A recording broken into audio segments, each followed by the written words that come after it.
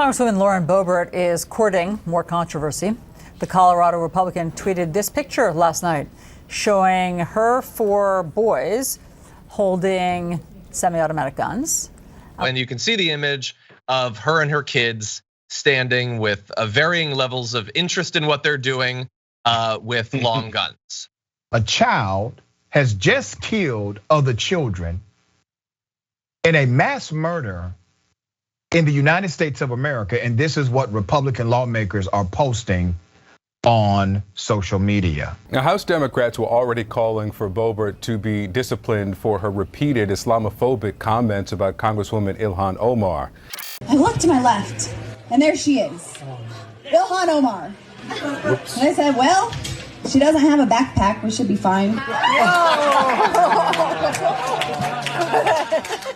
The Jihad Squad member from Minnesota has paid her husband, and not her brother husband, the other one, over $1 million in campaign funds. This member is allowed on the Foreign Affairs Committee while praising terrorists. What's up, everybody? Major Retired Richard Ojeda here, and Lauren Boebert is what you get when you strip away childhood education funds. This uneducated jackaloon is tearing away at the minds of the people of Colorado and the nation. She wants to equip second graders with assault rifles rather than crayons and pencils. Boebert sees a gun and her first instinct is to take a picture. She knows nothing about the responsibilities behind owning a lethal weapon. I bet she doesn't even know where the safety is or how to clean her weapon, something every gun owner should know how to do with their eyes closed. A newly sworn-in Congresswoman going viral with an ad explaining why she's carrying her gun to her new job on Capitol Hill. Even though I now work in one of the most liberal cities in America, I refuse to give up my rights. I will carry my firearm in D.C. and in Congress. A Republican can never win office on the merit of their actual legislation, their qualifications, or even their agenda.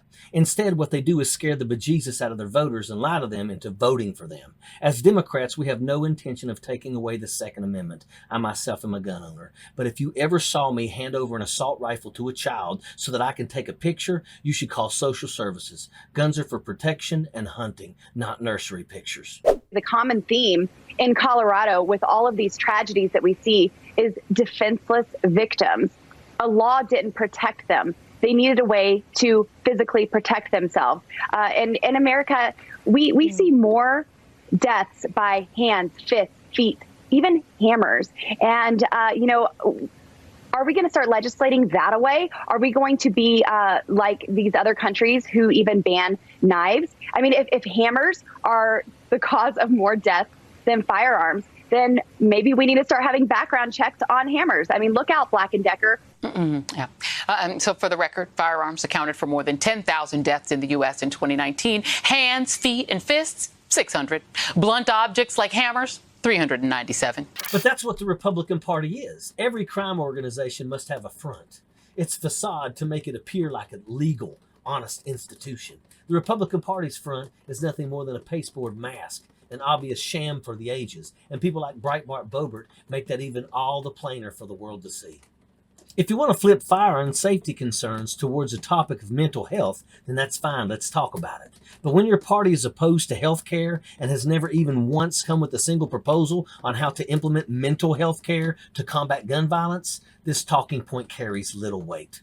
Add to this the fact that your golden child of gun rights is a criminal offender, complete imbecile, conspiracy theorist fool, and hostile violence-provoking maniac in Lauren Boebert, the mentally unstable representing your mental health gun safety program, proving that your gun rights platform is as stupid of a front as the rest of your hollow rhetoric. It all comes back down to the two real platforms of the Republican Party, money and morons. To be a Republican, you are one or the other. Rights have nothing to do with any of it. If rights and principles had anything to do with it, there would be no Lauren Breitbart Boebert in Congress. There would be no con artist, anointed God and savior of conservatism who coincidentally blew up the national deficit, blowing that numbskull's conservative theory out of the water. And there certainly would be no direct siege on the Capitol that amounts to nothing more than attempted murder of America perpetrated and fully endorsed to this day by the Republican Party. Even the RNC proclaimed it an official statement to be nonviolent, legal, and legitimate political discourse. Even though people died, democracy was attempted to be overthrown, and the Constitution disregarded, none of which are opinions, all of which are objective fact. Once more, an illustration of how hollow, how obvious, and how ridiculous the Republican crime empire's facade is. Yet legions of morons worship at their altar. That's the relationship between money and morons. Money corrupts and morons are corruptible. Nobody is more corrupt than Republican lawmakers who really are nothing more than lawbreakers with public funding at their disposal. They have offices making millions of dollars of the taxpayers' money so they can write tax loops and evasions to make themselves even more money. They drop a lot of expense into propaganda, of course, but that pays back dividends tenfold, conning morons to do nothing but empty their pocketbooks and dissolve their American rights in sacrifice to the almighty altar of the wealth and prosperity of the Republican political overlords. Sappers clear the way, airborne all the way.